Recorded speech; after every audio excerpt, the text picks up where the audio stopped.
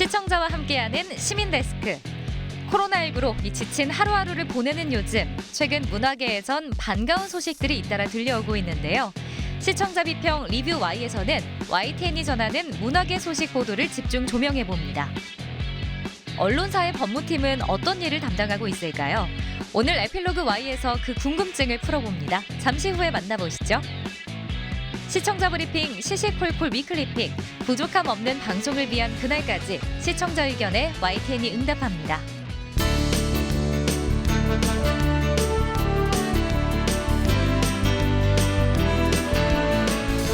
한 주 동안 안녕하셨습니까? 시민데스크 강진원입니다. 오미크론 변이로 인한 코로나19 확산세가 심상치 않습니다. 특히 이동량이 많은 설 연휴가 지나면 상황이 더 나빠질 것이란 우려도 나오고 있습니다.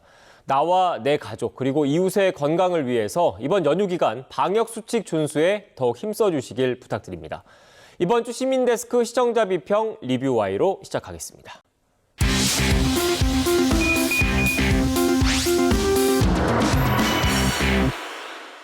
네, 세 분 안녕하세요. 안녕하십니까. 안녕하세요.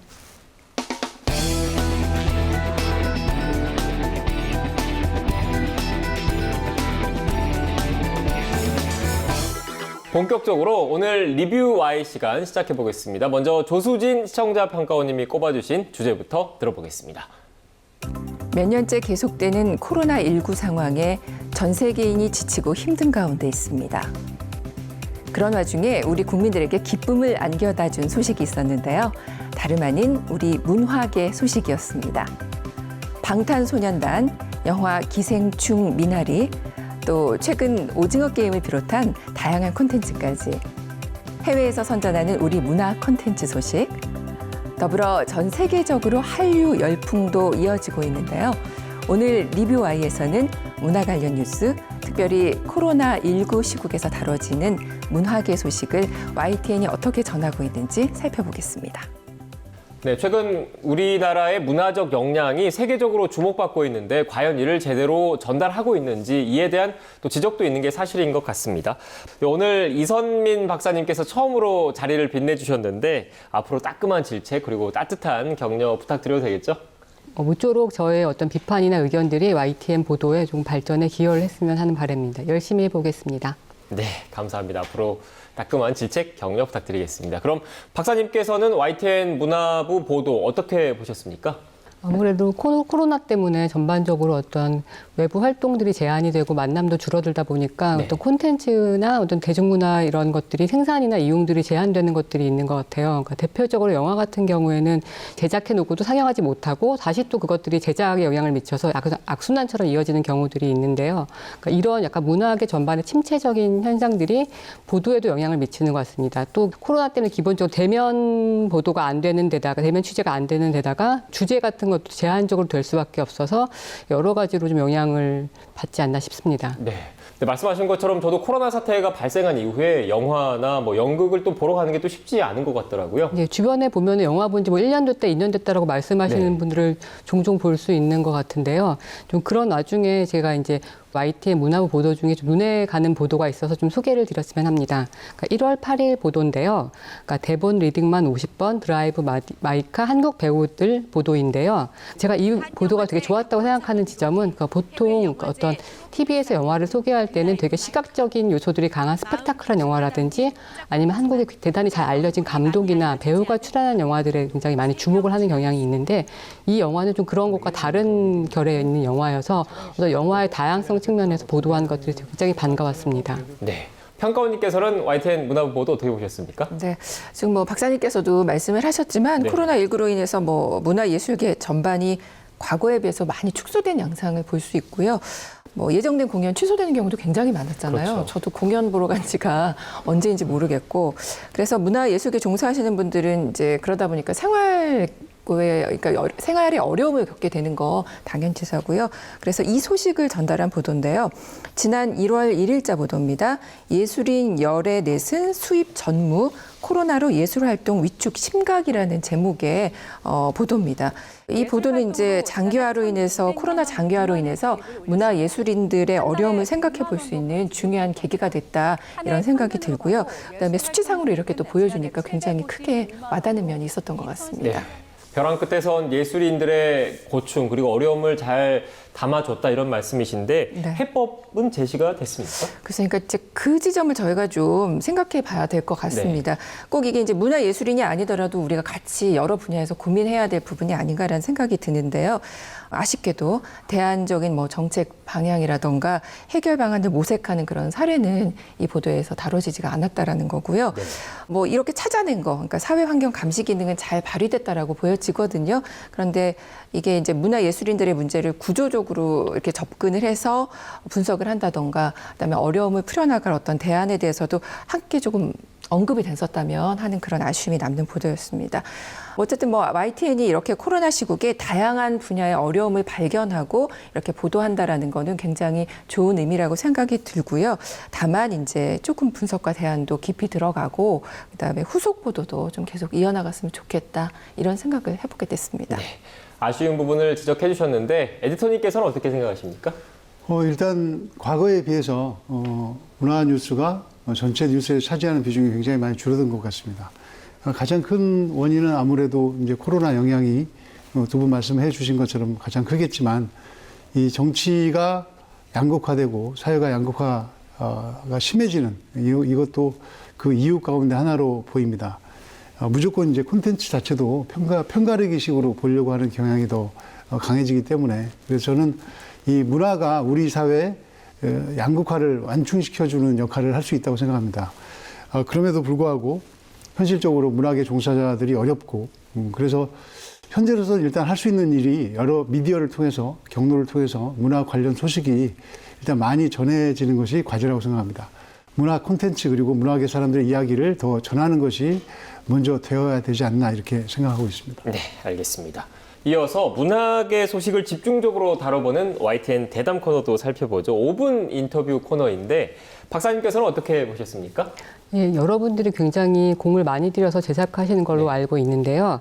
이제 인터뷰 보도를 보면서 이제 중요한 게 사실은 그러니까 누구를 인터뷰하느냐 섭외도 굉장히 중요하지만 어떤 질문을 하느냐가 굉장히 중요하다고 생각을 해요. 그래서 이제 그런 부분에서 그 5분을 보면서 질문을 어떻게 하는 게 좋을까라는 것들에 대해서 좀 많이 생각을 하게 됐습니다. 그래서 살짝 좀 아쉽기도 했거든요. 그러니까 제가 본 기사는 1월 7일 뮤지컬 배우 아이비 씨랑 14일 재즈 가수 나윤선 씨 인터뷰였는데요. 그 두 분 워낙 다 이제 문화예술계뿐만 아니라 두루 다 유명하신 분들이시잖아요. 근데 이 인터뷰 패턴을 보니까 이제 5분 코너의 패턴 속에서 이제 똑같이 뭐 작품 소개, 뭐 아니면 앨범 소개, 그리고 노래 한번 해주시죠, 한 소절 해주시죠. 그리고 이제 엔딩은 뭐 코로나로 어려운 국민들께 한마디 부탁드립니다. 내지는 뭐 팬들에게 한마디 한 말씀 해주십시오. 이렇게 인터뷰 어떤 질문이랑 구조가 약간 정형화되다 보니까, 그러니까 인터뷰 하시는 분도 그럴 것 같고 이제 어떤 시청자들도 보면서 여기서는 어떤 대답을 하겠구나가 좀 예상이 가능해서 인터뷰가 좀 밋밋하지 않나라는 생각이 들었어요. 근데 기본적으로 어떤 5분이라는 시간 제약 때문에 질문을 깊이 있는 질문을 할 수 있는 어떤 구조적인 한계도 있을 것 같긴 한데 기존에 하던 대로의 방식들이 아니라 문화예술계 인사들이 YTN의 어떤 그런 인터뷰에 나가보고 싶다라는 생각이 들 정도로 또 주목받을 수 있도록 YTN만의 경쟁력을 좀 발휘해 주셨으면 좋겠다는 생각이 들고요. 진짜 그 사람한테 궁금한 거, 시청자들이 궁금해할 만한 거를 좀 질문을 잘 준비하셔서 했으면 좋겠고 다음에 좀 기대를 한번 해보도록 하겠습니다. 네, 지금 박사님의 지적을 제가 딱 메모를 해서 바로 다음 회의 시간에 팀 내에서 공유를 해서 재밌는 질문지를 구성해 보겠습니다. 에디터님께서는 어떻게 들으셨습니까? 네, 지금 말씀하신 네. 거 뭐 동감하고요. 답변하는 사람은 질문하는 사람이 어떤 질문을 하느냐에 따라서 내용이 달라집니다. 네. 뭐 1부터 5까지 준비를 해놨는데 질문에 따라서는 1, 2만 할 수 있고 3, 4, 5는 전혀 얘기도 안 나올 수 있거든요. 저는 개인적으로 뮤지컬 배우가 나오면 질문하는 앵커는 최소한 그 뮤지컬을 봐야 된다고 생각합니다. 그리고 직접 보기 어렵다면 여러 경로를 통해서 그 뮤지컬에 대한 정보를 많이 알고 있어야 한다고 생각합니다. 또 재즈 가수가 나오면 최소한 그 가수의 음반, 노래를 듣고 직접 듣고 질문을 하는 것이 좋다고 생각합니다. 그렇게 되면 앵커가 일반 시청자 입장에 서서 조금 더 직관적인 질문을 할 수 있고 조금 더 깊이 있는 질문도 할 수 있다고 생각합니다. 당연히 재미도 더 있을 것이고 시청자 주목도도 더 높아질 것이라고 생각합니다. 그러니까 딱딱하고 정형화된 질문보다는 답변하는 사람이 속에 있는 것을 더 이야기할 수 있게 끄집어내서 얘기할 수 있게 짧아도 그런 깊이 있는 질문으로 이런 코너가 시청자들의 박수를 앞으로 받았으면 좋겠습니다. 네. 지금 저희 팀에서 공유해야 될 내용을 제가 빼곡하게 지금 적고 있습니다. 관련된 따끔한 지적들 잘 유념하겠습니다. 바로 이어서 바른 우리말 사용에 앞장서는 보도가 또 눈에 띄었다고 하던데 평가원님께서 살펴주셨죠? 네, 지난 1월 19일 보도인데요. ESG 경영 우리말 대체어는 환경, 사회, 투명 경영이라는 제목의 보도입니다. 문체부와 국립국어원이 ESG 경영을 대체할 쉬운 말을 선정했다라는 그런 내용인데요. 최근 ESG 어딜 가나 ESG가 붙습니다. 어떤 분야든지. 그래서 그 말 자체로 누군가를 소외시킬 수 있는 그런 말인데 바로 잡고자 한 노력 있는 그런 의미 있는 보도였다라는 생각이 들고 참 반가운 소식이었습니다. 네. 요즘 유행하는 말로 소소했지만 친절한 방송이었다 이 말씀이십니까? 네, 그렇습니다. 저는 근데 이제 이 뉴스를 보면서 그 ESG뿐만 아니라 코로나 시국에서도 굉장히 어려운 용어들이 많았어요. 네. 이 또한 누군가를 소외시킬 수 있다라는 그런 생각이 들었는데요. 예를 들면 비말 그냥 찐방울이라고 하면 되는데 네. 드라이브 스루, 그다음에 부스터샷, 추가 접종이라고 하면 되잖아요. 그래서 먼저 뉴스를 내보내기 전에 뉴스에서 사용하는 언어가 누군가를 소외시키지는 않는가 이런 생각들을 좀 해보면 좋겠다는 생각이 들고요.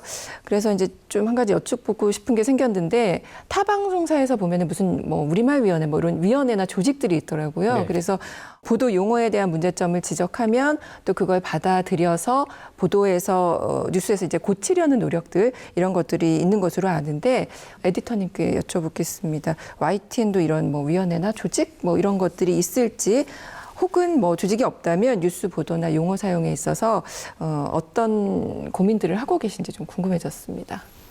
일단 그 회사에서는 시청자 센터가 제일 관련도가 높은데 따로 이제 그런 용어라든가 이렇게 나올 때는 정부 당국의 방침을 따라서 이제 YTN을 보통 하고 있고요. 이게 정해지지 않아서 혼용이 되거나 할 때 정리를 할 때는 보도국장, 이제 보도시작국장 이렇게 그 커뮤니케이션을 계속 하면서 이건 앞으로 어떻게 정할까 이렇게 가이드라인이 정해지면 그것을 같이 공유합니다. 그래서 계속 그 작업은 업무적으로도 계속 하고 있고 내부적으로 소통을 하고 있고 그리고 그런 내용들 일부는 또 그 시시콜콜이라고 데일리 ombudsman 프로그램을 통해서도 시청자들이 이제 문의도 오니까 그렇게 친절하게 설명도 하고 이렇게 우리는 쓰기로 했습니다. 이렇게 알려드리기도 하고 그렇게 하고 있습니다. 평가원님께서 그 우리말 표현에 대해서 말씀을 해주셔서 저도 한 가지 약간 덧붙이고 싶은 게 있는데요. 제가 문화부 보도를 찾아보던 중에 그러니까 작년 12월에 나온 리포트를 봤는데 이제 올해 투자 재테크를 향한 꿈 날개 돋쳤다라는 제목의 어떤 전반적인 출판계 트렌드에 대한 제목의 보도였어요. 근데 여기 기사에서 나오는 표현 중에 하나가 그러니까 주린이라는 표현이 나옵니다. 근데 그 책 제목이 이제 주린이어서 사용한 것도 있지만 이제 그 외에 주린이라는 표현을 사용을 하시는데요. 우리가 뭐뭐린이라는 표현들 많이 쓰잖아요. 그러니까 어떤 행위에 대해서 비숙할 때 무슨 뭐뭐뭐린이, 요린이, 골린이, 식린이 이런 표현들을 쓰는데 사실은 이게 이제 어린이에 대한 어떤 비하나 혐오적인 의미가 담겨 있는 표현입니다. 그러니까 우리는 흔히 친근하고 뭔가 유의적인 표현으로 사용을 하지만은 그러니까 이런 의미가 좀 담겨 있다는 것들. 그러니까 물론 그런 걸 의도하시고 하신 건 아닌 건 이제 알겠지만은 어쨌든 방송에서 언어를 사용하실 때 좀 정확한 맥락 과 이제 의미를 파악하신 후 사용하면 좋겠다는 생각이 들었습니다. 네, 오늘 두 분 들려주신 오늘 말씀 정리를 해봐야 될 것 같은데 마지막으로 이것만은 꼭 명심할 수 있도록 평가원님부터 한 줄로 요약해 주시죠. 네. 문화보도 이제는 비중 있게 다뤄져야라고 말씀을 드리고 싶은데요. 전체적으로 문화보도는 취재원이 제공하는 내용으로 구성된 경우가 굉장히 많습니다. 그래서 단순 전달이 굉장히 많았거든요. 문화면의 비중이 크지 않기 때문이라는 그런 생각이 들기도 하는데요. 이제는 문화가 굉장히 중요해진 시대입니다. 앞에서도 살펴봤지만 잘 만들어진 콘텐츠 하나가 트렌드가 되고요. 그게 전 세계적인 어떤 대중문화를 이끌어 나갈 수 있는 아주 중요한 그런 시대거든요. 그래서 그 콘텐츠로 파생된 그 경제 효과도 무시할 수 없고요. 그래서 이제는 문화 보도를 조금 더 비중 있게 또 심도 있게 다뤄져야겠다라는 그런 생각을 해보게 됐습니다. 네. 이어서 박사님 한 줄 평 들어볼까요? 예, 저도 평가원님이랑 약간 비슷한 의견인데요. 그러니까 올해는 깊이 있는 분석과 해설이 있는 보도를 부탁드립니다. 네, 알겠습니다. 오늘 전해주신 분석과 해설 말씀 잘 유념해서 YTN 보도와 프로그램 개선에 앞장서겠습니다. 세 분 오늘 말씀 고맙습니다. 고맙습니다. 고맙습니다.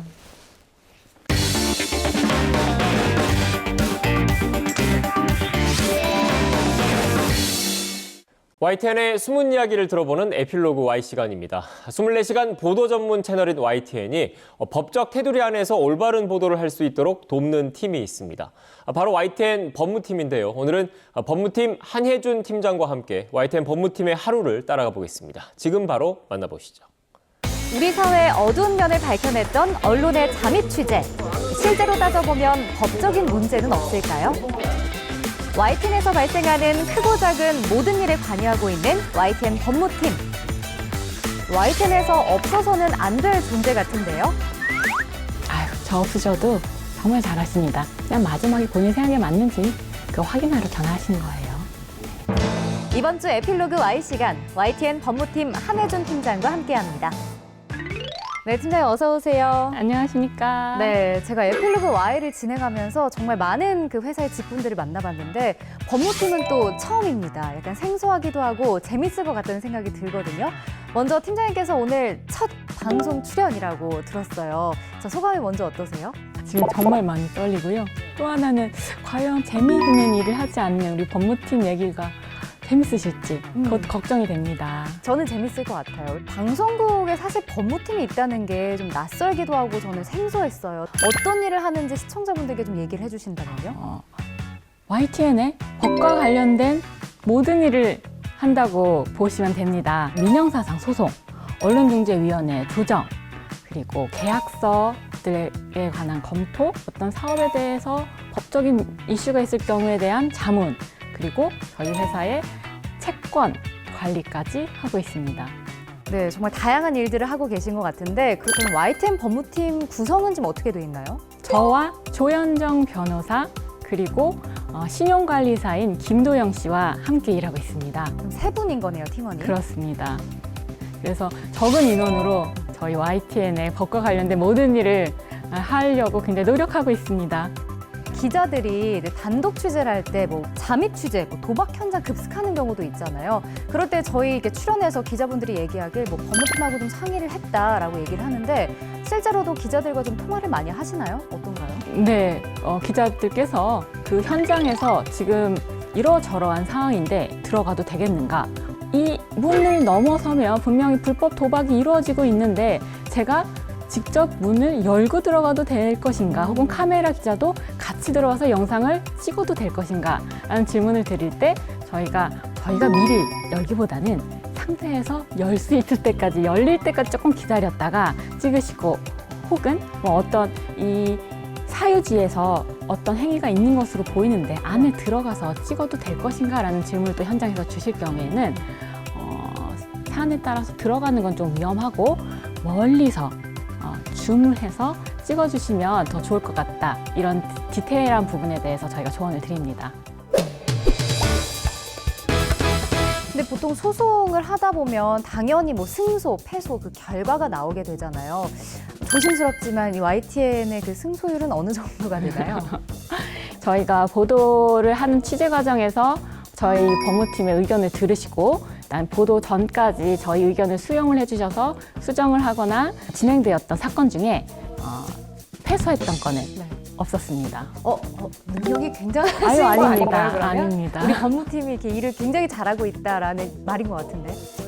그렇다기보다 실은 법무팀에서 되게 감사하게 생각하는 건 보도국 입장에서 취재하시는 분들의 눈으로 중요성이 있는 부분이 분명히 있습니다. 네. 그런데 저는 아무래도 이것을 추후 법적으로 문제가 됐을 때 방어하는 소극적인 입장에서 볼 수밖에 없는 어떤 역할이거든요. 그러면 그 역할에 대해서도 충분히 이해를 해주시고 그걸 받아들여 주셨기 때문에 이렇게 사후적으로 큰 문제가 생기지 않게 되는 거라서 사실은 저는 보도국의 그런 들어주시는 그런 자세 덕분에 저희 법무팀 업무가 잘 진행되고 있지 않나 그렇게 생각합니다. 기자들이 이제 보도를 할 때 팀장님 포함해서 변호사분들이 법률적 자문을 해주실 거 아니에요. 그때 좀 중점적으로 뭐 구체적으로 해주시는 것들이 있나요? 가장 먼저는 팩트 체크를 다시 한번 드려요. 왜냐하면 현장에 매몰될 수도 있는 가능성이 좀 있어요. 그쪽에서는 그게 굉장히 큰 이슈로 보이는데 저는 한 걸음 떨어져 나오게 보면 그 주변부에 있는 작은 이슈들에 대해서도 다시 한번 묻게 되거든요. 두 번째로는 거기에 관련돼 있던 분들은 뭐라고 하시던가요? 라는 질문을 많이 드리게 됩니다. 이게 법적으로는 반론권 문제하고도 관련이 되어 있어요. 그 두 가지를 염두에 두고 제가 여쭤보게 됩니다. 결국 그러니까 사실관계 확인이 좀 잘 돼야만 된다는 거네요. 네, 충분히 잘해주시고 계신데 제가 있는 그 존재 이유가 그래도 혹시 모를 것들에 대한 리스크를 다시 한번 체크하는 거라서요. 그리고 신입 기자분들께서 오시면 제가 꼭 드리는 말씀이 있습니다. 뭔가요? 아무래도 처음에 오셨을 때는 본인이 막내이시기도 하고 과연 이 기사가 어떠한 영향을 끼치는지까지 생각하고 느끼실 여력이 없으실 것으로 보여요. 네. 근데 저는 그 영향력을 소송이든 혹은 언중위를 통해서 당사자를 대하면서 느끼게 되거든요. 그 점에 대해서 다시 한번 늘 생각하시면서 본인의 힘을 잘 조절하시면서 써주시길 바란다. 제가 이렇게 말씀을 드리고 있습니다. 근데 보통 이제 변호사라고 하면 저희가 네. 로펌에서 일을 하거나 아니면 뭐 개인 변호사 사업소를 좀 열어서 활동을 하시는 걸 좀 생각을 하게 되거든요. 어떻게 해서 여기서 일을 하게 되신 건가요? 원래 전에는 법무법인에 있었는데요. 네. 사실 다른 분야를 일을 해보고 싶다. 그러니까 법무법인이 아닌 사내 변호사로서 일을 해보고 싶다라고 느낀 건 법무법인의 외부에 나와서 변호사가 그걸 판단할 때는 이미 굶고 굶어서 사전적으로 예방하지 못하고 사후적으로만 대응해야 되는 건들이거든요. 그런데 제가 그 건들을 이렇게 보면서 회사 안에서 이걸 빠르게 애초에 처음부터 법무팀이 조언을 해드렸다면 훨씬 이렇게까지 힘들게 가지 않았을 것 같은데라는 생각을 분명히 했어요. 그래서 이왕이면 경험을 회사 내에서 해보고 싶다. 그러면 법무법인에서 일할 때랑 이 YTN 법무팀에서 일할 때 큰 차이점은 뭘 좀 꼽을 수 있을까요? 말은 굉장히 빨라지고요. 식사 시간은 느려졌어요. 그게 굉장히 큰 차이더라고요. 네, 그러니까 확실히 우리 회사는 보도 중심의 언론사이다 보니 네. 빠르게 진행되고 압축해서 시청자한테 보여드리는 것이 익숙한 만큼 여기 계신 내부 업무를 진행하시는 분들도 굉장히 빠르세요. 그러니까 저도 모르게 굉장히 빠르게 결론부터 말하는 습관이 더더욱 굳어졌고요. 반면 식사를 함께 하면서 다른 부서의 이야기를 듣고 같이 소통하고 공감하는 시간이 늘어나더라고요. 네. 그러다 보니 예전과는 다르게 정말 식사 시간이 늘어나게 되는, 건강도 더불어서 좋아지게 되는 그런 차이점이 생겼습니다. 뭐 이건 약간 좋은 점으로 좀 꼽아볼 수가 있을 것 같아요. 네. 그렇다면 반대로 여러 고충들이 있나요? 고충. 제가 우리 회사를 되게 좋아하나 봐요. 고충이라는 단어를 들었을 때 일은 당연히 힘들 수가 있고 안 풀릴 때도 있는데요. 그렇다고 고충이라고 표현될 만큼의 고통이나 고민거리는 아직은 없습니다. 근데 저희 YTN 되게 좋아하시는 것 같아요. 네, 좋아해요. 그런 느낌이 드네요. 이거는 개인적으로 제가 궁금해서 그러는 건데 팀장님이 사무실에서 이렇게 팀원들한테 뭐 가장 많이 하는 이야기들이 있나요? 오늘 뭐 들어왔어? 이렇게 제가 질문을 많이 하게 되는 오늘 것 뭐 같습니다. 들어왔냐? 봤어? 네. 소송 얘기하시는 거예요? 소송 얘기이기도 하고요. 새로 들어오는 언론중재위원회 신청 사건 혹은 이미 기존에 있는 소송들이 추가적인 자료들 상대방이 막 내릴 때가 있거든요. 그러니까 오늘 뭐 들어왔어? 이런 질문을 꽤 많이 하게 됩니다. 그럼 그런 질문하면 팀원들 뭐 반응은 어때요? 그럼 이제 익숙하세요. 그래서 네, 뭐 들어왔습니다. 혹은 오늘은 괜찮은데요?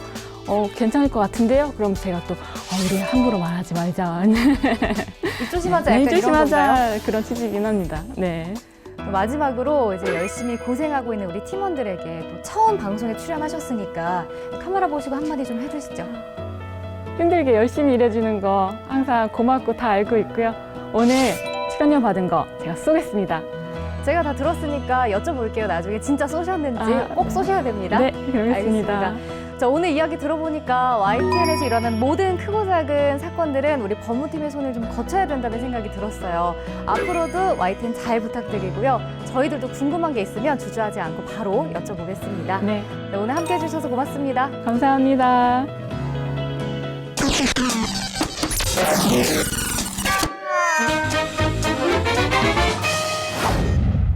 가장 빠른 옴부즈맨 프로그램 그 기록을 모아보는 시간입니다. 시청자 브리핑 시시콜콜 위클리픽. 이번 주 시청자 의견 함께 보시죠. 대선 후보들의 공약이 잇따라 발표되고 있습니다.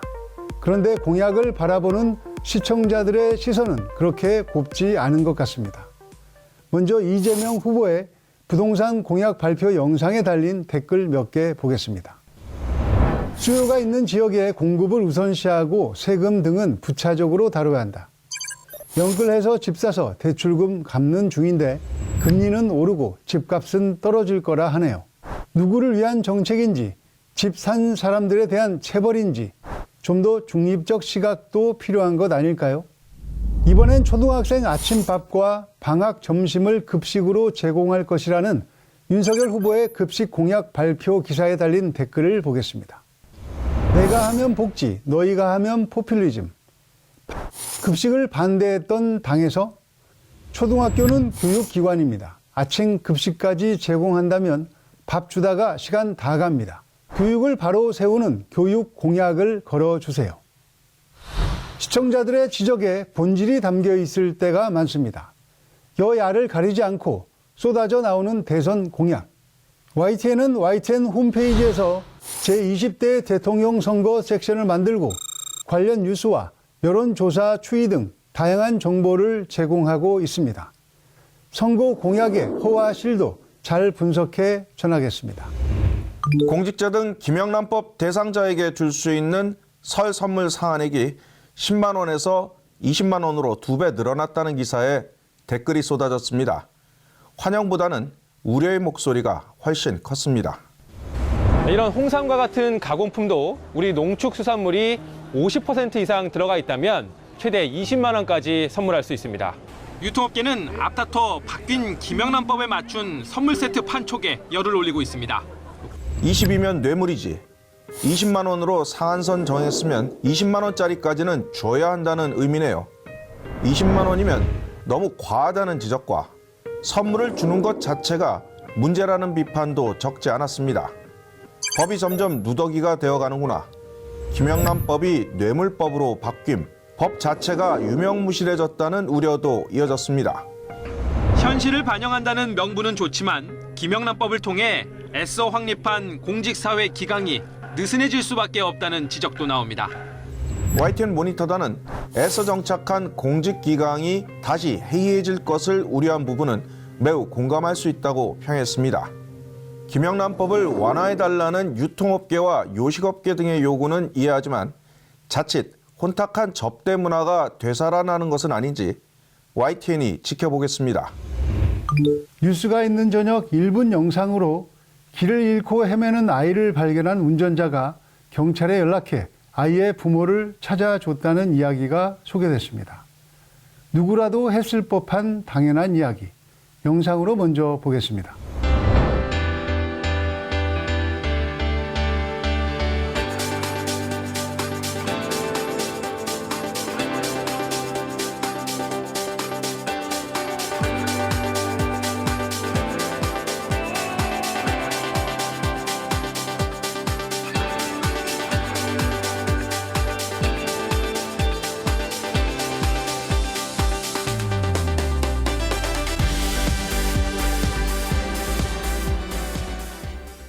모니터 보고서는 아이들을 지키는 것이 어른들이 해야 할 몫이라는 것을 깨닫게 한 영상이었다고 평했습니다. 미아 방지를 위한 지문 등록제라는 것이 있습니다. 아이가 실종되는 일이 생기면 안 되지만 예상치 못한 상황에 대비해 아이를 빨리 찾을 수 있도록 지문을 미리 경찰에 등록해 놓는 제도입니다. 18세 미만의 아동과 지적 장애인, 치매 질환을 앓고 있는 환자 가운데 보호자가 원하는 경우 등록할 수 있습니다. 가까운 파출소에서 등록하는 것이 편하다고 합니다. 우리 주변을 보면 훈훈한 이야기는 여전히 많습니다. 코로나와 대선 등으로 보기 좋은 뉴스보다 부정적인 내용의 뉴스가 더 많아지는 것 같습니다. 짧은 영상에 나온 우리 이웃의 선행처럼 정치와 사회 뉴스도 조금 더 보고 싶은 뉴스를 전할 수 있었으면 좋겠습니다. 코로나 확진 중에 코로나하고 오미크론하고 그 구분해서 그 숫자를 좀 내보낼 수는 없나요? 전체 인원만 나오고 오미크론은 몇 명이 감염됐는지 이거를 알 수가 없네요. 부탁드릴게요.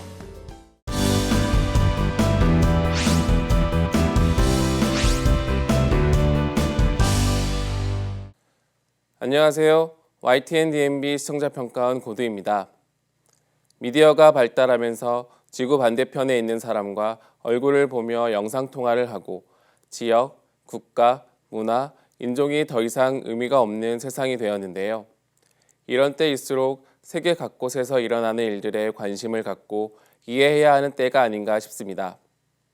글로벌 리포트는 이런 취지에서 먼 나라의 일을 발빠르고 자세하게 들려주어 우리가 비로소 세계인이 될 수 있도록 도와주는 프로그램입니다.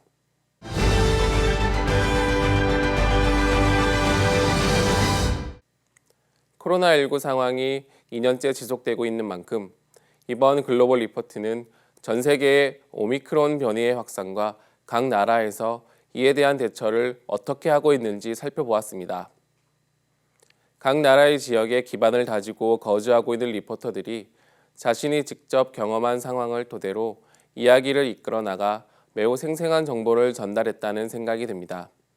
특히 싱가포르 리포터는 자신이 직접 부스터샷 백신을 접종하며 매우 생생한 상황을 전달해 주었습니다.